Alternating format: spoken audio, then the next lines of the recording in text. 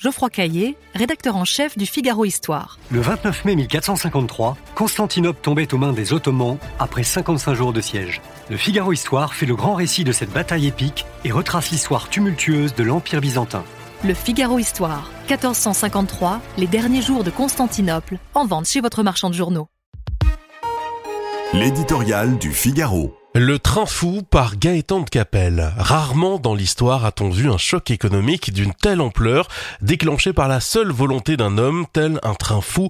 La guerre des droits de douane de Donald Trump prend chaque jour des virages inattendus, déstabilisant tout sur son passage. Le récit officiel veut nous convaincre que se cache derrière ces rodomontades un plan stratégique machiavélique qui rendra leur grandeur aux États-Unis.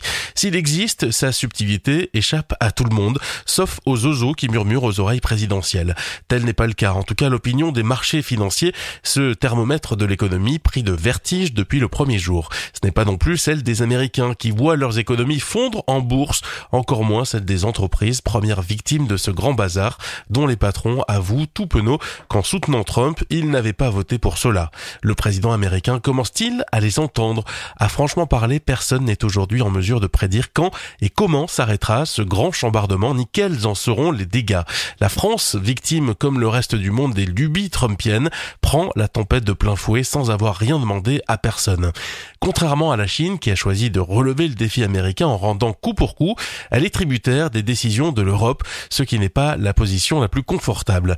En attendant, avant même que s'écrive la fin de l'histoire, promise à de nouveaux rebondissements, nous apparaissons dans toute notre nudité. La croissance promise dans le budget 2025, à laquelle personne ne croyait déjà, ne sera pas au rendez-vous, nous prévient-on. La guerre commerciale qui n'a pas encore produit ses effets à bon dos. Dans ces conditions, les marges de manœuvre budgétaires sont inexistantes, comme les chances de réduire les déficits. Avec nos 3300 milliards de dettes, nous sommes hélas à sec. Pour avoir négligé les comptes publics depuis un demi-siècle et méthodiquement sapé la compétitivité de l'économie, nous nous trouvons privés de munitions au pire moment. Geoffroy Caillé, rédacteur en chef du Figaro Histoire. Le 29 mai 1453, Constantinople tombait aux mains des Ottomans après 55 jours de siège. Le Figaro Histoire fait le grand récit de cette bataille épique et retrace l'histoire tumultueuse de l'Empire byzantin. Le Figaro Histoire, 1453, les derniers jours de Constantinople, en vente chez votre marchand de journaux.